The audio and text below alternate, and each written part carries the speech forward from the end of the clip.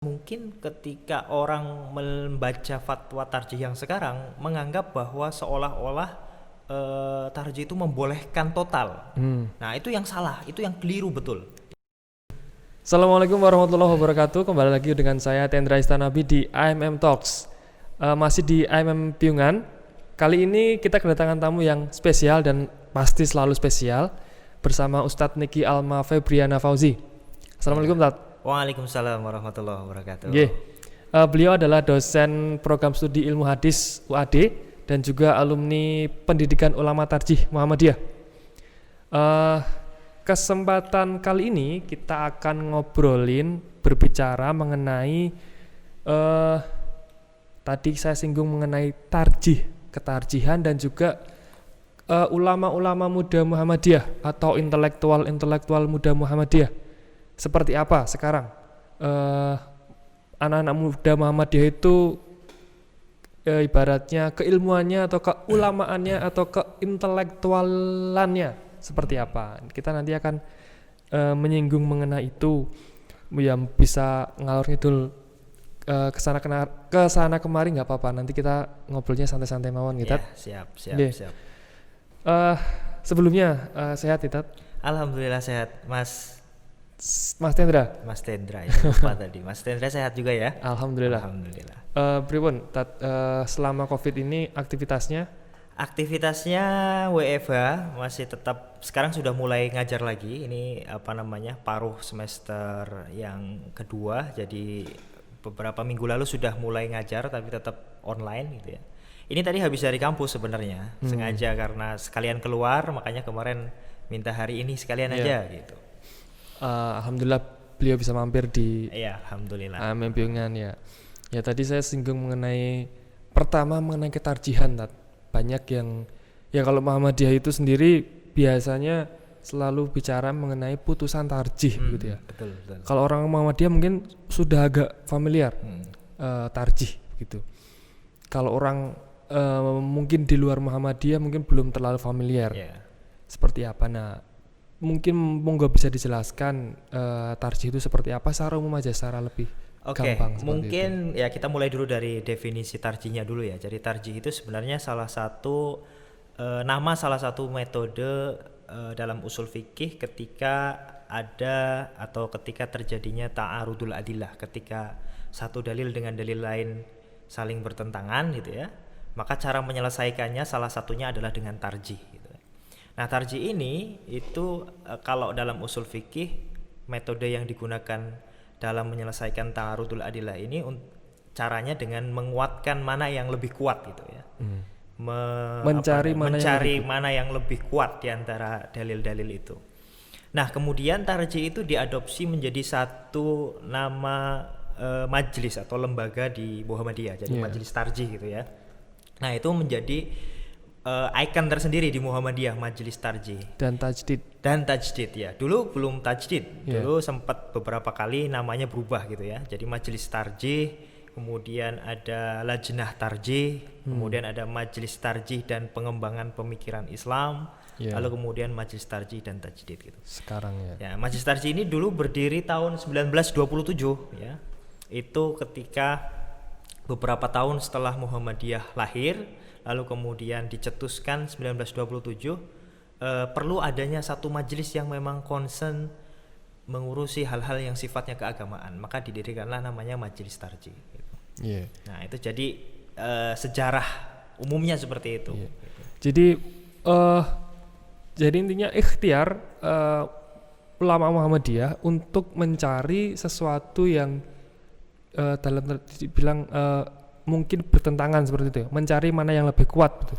Awalnya ya, jadi ada beberapa faktor ya yang melatar belakangi mengapa majelis tarjih ini muncul ya, akhirnya muncul. Salah satunya diantaranya beberapa diantara yang lain, misalkan dari faktor internal sendiri di Muhammadiyah itu ketika itu tahun-tahun 1920, 1925 itu sudah mulai berkembang pesat Muhammadiyah ya, sudah mulai keluar dari Jogja gitu. Nah, disinilah kemudian Muhammadiyah mengalami tidak ada majelis atau lembaga yang memang concern mengurusi hal-hal yang sifatnya keagamaan. Sudah sibuk mengurusi amal usaha dan lain sebagainya. Maka kemudian penting pada waktu itu dianggap penting untuk melahirkan satu lembaga atau majelis yang memang concern di sana. Maka muncullah Majelis Tarjih ini.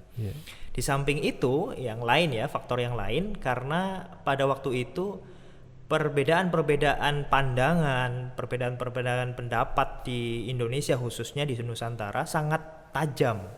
Padahal itu perbedaan-perbedaan yang sifatnya fikhiyah, perbedaan-perbedaan yang sifatnya furu'iyah gitu ya, yang hal-hal yang harus diberikan toleransi justru malah banyak sekali yang memicu konflik, perbedaannya sangat tajam dan lain sebagainya. Makanya Muhammadiyah merasa perlu, wah ini kalau misalkan tidak ada satu lembaga atau majelis yang khusus mengurusi hal-hal yang sifatnya seperti ini, bisa jadi Muhammadiyah akan bubar nih gitu. Nah akhirnya muncullah Majelis Tarjih itu, lahirlah Majelis Tarjih itu. Berarti mewadai dan mengelola perbedaan pendapat ya, terutama tentang ibadah ya khususnya. Ya, khususnya ibadah pada waktu itu, karena memang visi salah satu tujuan utamanya sebenarnya untuk memberikan penyeragaman dalam tanda kutip bagi warga Muhammadiyah biar tidak bingung, biar tidak saling konflik. Makanya kemudian yuk ini mana diantara pendapat-pendapat fikih ini yang kuat, nah itu yang diamalkan oleh warga Muhammadiyah. Misal tarweh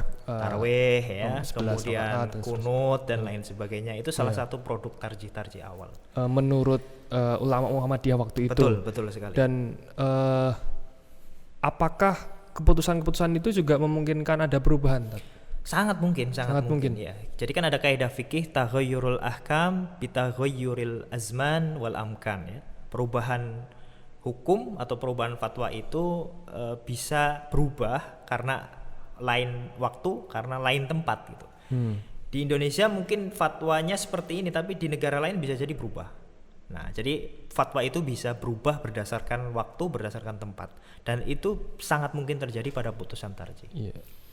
Contohnya gitu, apakah pernah terjadi? Pernah dulu ada gambar Kiai Haji Ahmad Dahlan dulu, kalau pernah ingat baca di HPT itu kan dulu pernah diharamkan, lalu kemudian sekarang bukan diperbolehkan tapi kemudian diklasifikasikan hukumnya, hukum memajang gambar itu seperti apa. Itu salah satu bentuk perubahan hukum, perubahan fatwa itu. Jadi dulu sekolah-sekolah Muhammadiyah memasang gambar Kiai Ahmad Dahlan itu nggak boleh? Nggak boleh. Dulu sempat tidak boleh ya. Lalu kemudian karena dinilai mungkin akan mendatangkan mengkultuskan gitu. Ya, mengadakan kemusyrikan atau kultus dan lain sebagainya. Padahal beliau walaupun pendiri Muhammadiyah waktu itu niatnya juga sebenarnya bagus ya. Tapi betul. Tapi mungkin dipikir-pikir kok mosok ya pendiri nggak ada fotonya mungkin. Sebenarnya niatnya mungkin untuk mengenang. Edukasi juga. Mengedukasi bahwa Muhammadiyah punya sosok tokoh ini yang mendirikan gitu. Yang mendirikan organisasi. Yang kamu bisa sekolah di sini itu karena dulunya ada Mbah Dahlan ini. Betul. Ya, ide-ide brilian seperti itu ya. Ya, kemudian otomatis tarjih sekarang berkembang ya, sudah kalau 1927 ya hampir 100 tahun. Iya, betul sekali. Hampir 100 tahun. 100 tahun kalau dan, kita hitung. Otomatis berkembang sesuai ya ulama-ulama yang mengisi ya di situ ya, ulama-ulama muda yang betul. Berkembang dulu zaman kalau nggak salah Kiai Haji Mas Mansur ya pertama ya, kemudian seterusnya sampai sekarang Ketua Majelis Tarjih Profesor Samsul Anwar ya. Tentu ada perubahan-perubahan ya. Menurut jenengan perkembangannya itu seperti apa ketarjihan itu, atau memang atau mungkin metode secara garis besarnya seperti apa? Ya, kalau mengikuti periodisasi ketua-ketua tarjih memang hampir selalu ada perubahan. Baik itu metode, namanya tadi juga berubah ya? Namanya juga berubah. Namanya mungkin tidak selalu berubah di setiap periode, tapi yang jelas ada nuansa-nuansa metode yang baru atau penyegaran pendekatan dan lain sebagainya. Dulu waktu misalkan saya berikan contoh waktu di masa kepemimpinan sebelum Prof. Samsul Anwar, ya, kita belum mengenal istilah-istilah misalkan teori pertingkatan norma gitu. Tapi dengan hadirnya Prof. Samsul sebagai ketua Majelis Tarjih, nah pendekatan-pendekatan itu dimasukkan ke dalam manhaj tarjih oleh Prof. Samsul. Ya, tentu saja tarjih ini merupakan bagian dari tadi saya sebut ikhtiar yang sifatnya fleksibel dan hasanahnya luas begitu ya, usahanya seperti itu ya. Ya, betul. Ya. Kemudian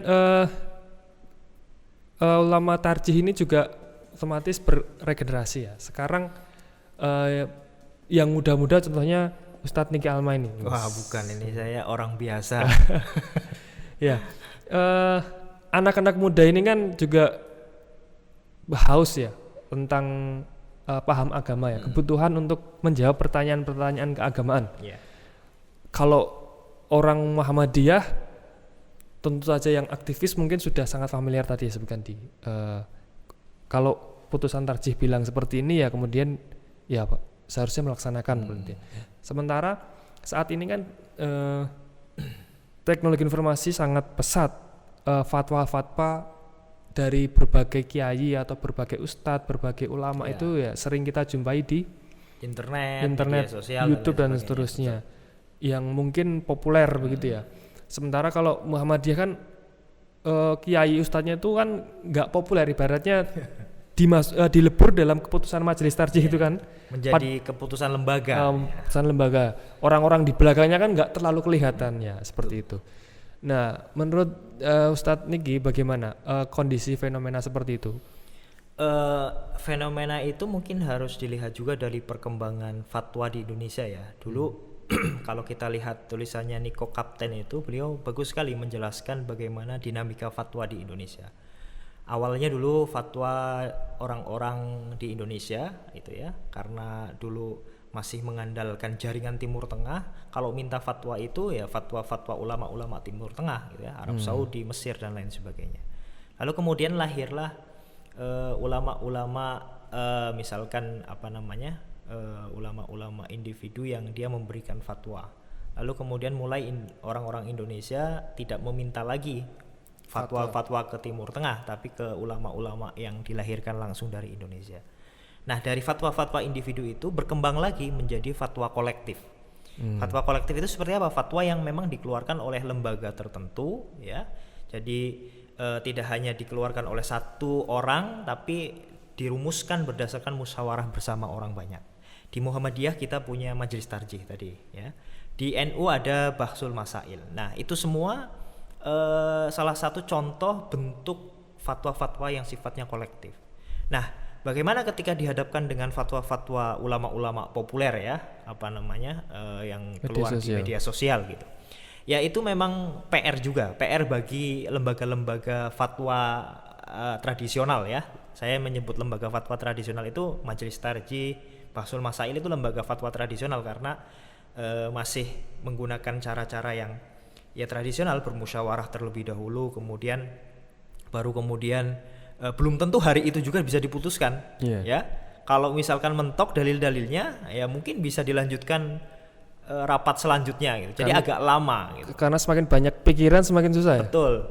Belum nanti ketika dipublikasikan. Jadi agak lama. Tapi kalau fatwa-fatwa populer yang dikeluarkan oleh ulama-ulama di media sosial gitu ya, ustadz-ustadz, dia ngomong di video ya langsung atau ngetik itu langsung keluar. Cepat betul. Nah, makanya PR-nya bagi kita yang lembaga-lembaga fatwa keagamaan yang tradisional itu bagaimana mengemas fatwa itu tetap otoritatif karena berdasarkan keputusan bersama, tapi cara penyampaiannya juga tidak kalah dengan fatwa-fatwa populer tadi.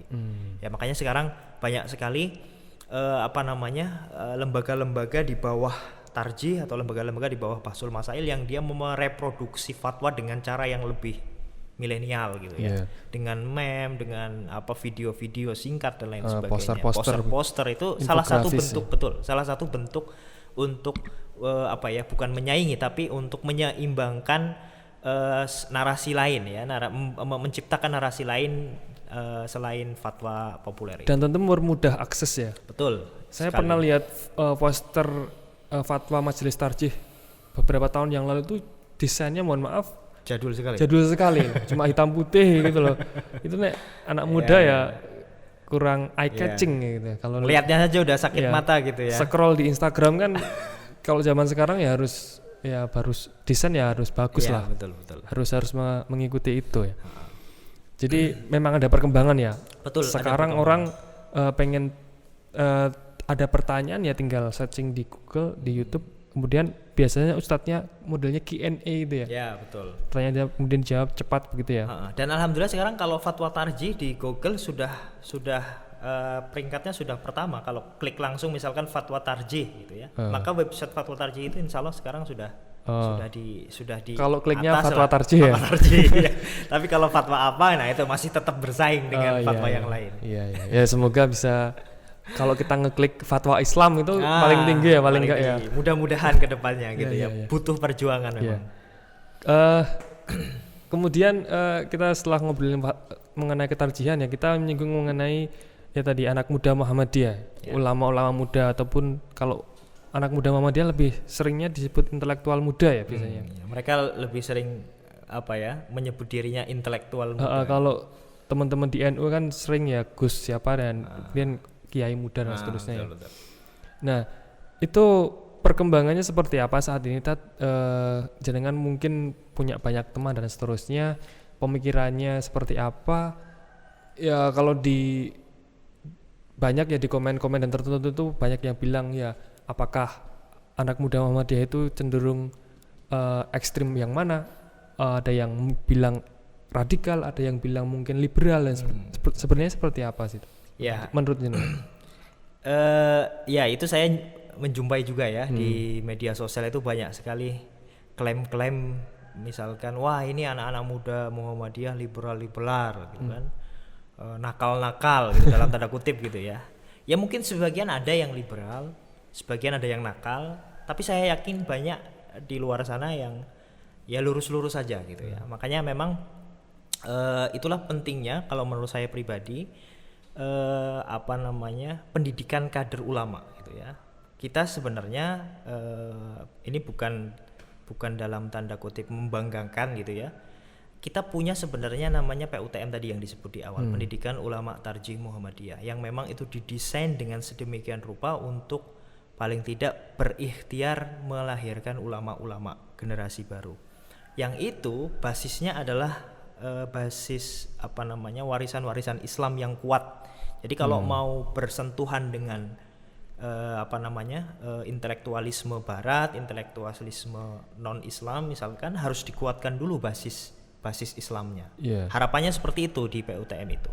Nah sayangnya sebagian anak-anak muda di Muhammadiyah, dia basis Islamnya tidak kuat ya, hazanah turasnya tidak kuat, tiba-tiba langsung belajar misalkan intelektualisme barat ya, hasil-hasil produk pemikiran barat. Nah itu yang kemudian mungkin sebagian orang gatel ingin menyebut wah ini orang-orang liberal ini anak-anak mudanya. Nah, gitu. Sebenarnya menurut jenengan cap liberal itu definisinya sebenarnya apa sih? Karena nah itu saya kadang-kadang juga bingung juga kalau disebut. Kadang saya pernah juga dapat cap orang liberal gitu ya. Meskipun alumni PUTM ada yang nyebut saya ini anak muda liberal gitu. Nah makanya saya kadang-kadang bertanya juga ketika ada orang yang menuduh liberal seseorang tertentu, itu definisi liberalnya apa gitu. Nah itu yang pertama. Yang kedua, saya sangat menghindari sesungguhnya labeling seperti itu. Maksudnya melabeli ini liberal, ini radikal, ini konservatif. Saya lebih mencoba menahan hal-hal yang seperti itu ya, mengklaim bahwa ini A, ini B gitu. Itu menurut saya ya kurang bijak lah kalau bagi saya pribadi gitu. Tapi prinsipnya ya perkembangan wawasan itu selalu yang jelas harus selalu bergerak ya. Artinya anak muda itu harus tetap kritis seperti intinya itu menjadi karakteristik anak muda seharusnya gitu ya. Selalu ingin terus berpikir ke depan, selalu ingin berpikir lebih maju, itu salah satu karakteristik anak muda gitu. Ya tapi tadi jenengan diharapkan ya tetap punya basic atau betul, basic keilmuan Islam, pondasi keilmuan Islam yang kuat terlebih dahulu. Jadi enggak cuma asal berargumen juga ya. Betul. Yang kemudian bisa nanti gampang orang mencap tadi seperti liberal atau antek-antek komunis atau gitu apa seperti itu ya. Kan sering saya terutama di Facebook ya. Iya, betul sekali. Sedih saya sering melihat kayak gitu. Ya. Kemudian masih dalam kondisi Covid, beberapa waktu yang lalu juga ada tadi menyinggung tarjih, kemudian mengeluarkan fatwa ya mengenai Covid ya, berkaitan dengan kegiatan peribadatan dan seterusnya. Nah, kemudian yang terakhir juga ada fatwa terbaru. Nah, itu seperti apa? Oke. Terkait COVID-19 ini, Muhammadiyah itu sangat concern sekali ya, menanggulangi bahkan memberikan mitigasi lah semacam itu. Kita punya MCCC. Kita kemudian Majelis Tarjih sendiri mengeluarkan fatwa bimbingan keagamaan terkait COVID-19 itu. Ketika melihat fatwa-fatwa Muhammadiyah terkait COVID, kita harus merunut dulu sebenarnya sejarahnya dari edaran-edaran sebelumnya, sebelum keluar edaran yang sekarang ini ya. Karena edaran yang sekarang ini beberapa kali saya mendengar kritikan atau sentimen yang cukup sinis kepada Tarjih, kepada Muhammadiyah karena dianggap tidak konsisten. Saya jelaskan begini, kalau kita runut ke belakang, edaran itu sesungguhnya punya konteksnya masing-masing. Edaran sebelum yang sekarang ini baru keluar itu sesungguhnya edaran yang sifatnya tindakan preventif total. Ya, jadi edaran yang sebelum ini ya, sebelum yang sekarang ini keluar itu fatwa yang saya sebut sebagai tindakan preventif total. Kenapa saya sebut seperti itu? Karena di sana Muhammadiyah menyebut COVID itu sebagai darurat global ya. Jadi tidak hanya nasional, global. Jadi makanya tidak mengenal pembagian-pembagian seperti yang sekarang ini, zonasi dan lain sebagainya. Makanya dulu tidak ada pengecualian mau di daerah-daerah yang dianggap hijau, merah, kuning dan lain sebagainya tutup total kalau menurut Muhammadiyah. Dan perlu diketahui istilah zona hijau, zona kuning, zona merah itu kan munculnya belakangan. Ketika awal dulu belum ada itu istilah-istilah zona kuning, zona merah itu. Makanya Muhammadiyah jelas patokannya adalah yang sudah resmi dari WHO, kemudian kaidah-kaidah dalam usul fikih, maqasid syariah dan lain sebagainya, itu yang menjadi patokan. Makanya ditutup total.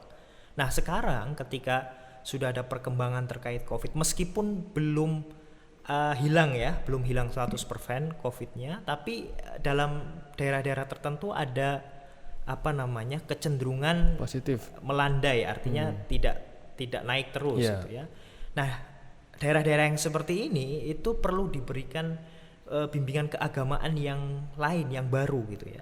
Artinya kalau memang sudah betul-betul melandai, tidak ada hal-hal yang perlu dikhawatirkan dengan sangat, maka dalam fatwa yang baru ini dipersilahkan, bukan didorong, tapi dipersilahkan kalau ada yang mau ke masjid silahkan. Tapi dengan catatan itu protokol kesehatannya sangat ketat. Ya, makanya di daerah-daerah yang masih kuning atau merah masih berlaku darurat COVID-nya. Jadi tidak dipersilakan untuk ke masjid. Jadi memang hanya daerah-daerah tertentu saja yang dinilai sudah sudah dinilai berdasarkan otoritas pemerintah. Karena sekarang pemerintah sudah resmi mengeluarkan istilah zona itu. Kalau dulu nggak ada, itu hanya wacana sekali dulu. Nah, sekarang karena sudah resmi, maka Muhammadiyah sebagai bagian civil society harus berkompromi dengan kebijakan-kebijakan itu. Gitu. Iya. Artinya juga memberikan kemudahan juga bukan kemudahan ya. Artinya pilihan untuk betul. Bagi orang yang memang sudah dinyatakan melandai, sudah cukup aman, maka dipersilahkan. Tapi dengan tadi protokol kesehatan. Iya, karena sering terjadi kalau di akar rumput itu kadang kalau dengar-dengar itu beberapa gesekan juga. Betul. Ada yang ingin untuk segera sholat di masjid, tapi ada juga yang berkeinginan untuk masih di rumah dan seterusnya. Itu mungkin juga salah satunya menghindari itu juga ya. Dan penting juga Mas, mungkin ketika orang membaca fatwa Tarjih yang sekarang menganggap bahwa seolah-olah Tarjih itu membolehkan total. Nah, itu yang salah, itu yang keliru betul. Ya. Seolah-olah Tarjih sekarang itu sudah membolehkan total tanpa ada protokol kesehatan. Nah, itu keliru, cara membaca fatwanya yang keliru kalau menurut saya gitu. Jadi tetap dibolehkan atau tidak dianjurkan. Iya. Jadi diperbolehkan dengan ketentuan syarat dan ketentuan berlaku. Syaratnya cukup ketat, sangat ketat bahkan gitu. Kalau di daerah sini memang beberapa sudah ada yang buka, tapi memang beberapa juga masih lockdown ya. Masih tutup gitu. Karena ya mungkin beberapa yang sudah buka itu ya mewadahi keinginan jamaah juga. Beberapa betul. Ada yang sudah berkeinginan untuk sholat dan seterusnya, dan ada fatwa juga dari Muhammadiyah khususnya dan MUI yang tadi ya sedikit membuka peluang untuk bisa sholat lagi di masjid seperti itu. Ya, mungkin itu pembicaraan kita. Tadi kita bicara mengenai ketarjihan, kemudian cukup banyak ya tadi ya yang kita bahas. Anak-anak muda Muhammadiyah sendiri, kemudian terakhir kita bicara mengenai fatwa mengenai COVID ya.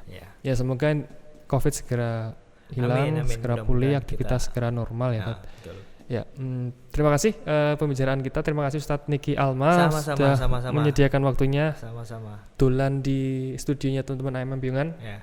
Keren banget ini, siap-siap menyaingi ini channel-channel YouTube yang sudah terkenal lebih dulu. Gitu. Amin. Semoga teman-temannya Ustadz Niki bisa juga hadir di sini. Ini perlu disampaikan kabar gembira. Kita nanti bisa bikin diskusi atau mungkin podcast juga atau pembicaraan yang lebih menarik dan banyak bisa kita eksplor lagi. Betul. Terima kasih. Itu pembicaraan kita teman-teman. Jangan lupa biar kayak YouTuber yang lain ya, subscribe, klik subscribe, share dan like, dan ya pokoknya sebarkan ke teman-teman kalian dimanapun. Terima kasih. Sekian dari kami. Assalamualaikum warahmatullahi wabarakatuh. Waalaikumsalam warahmatullahi wabarakatuh.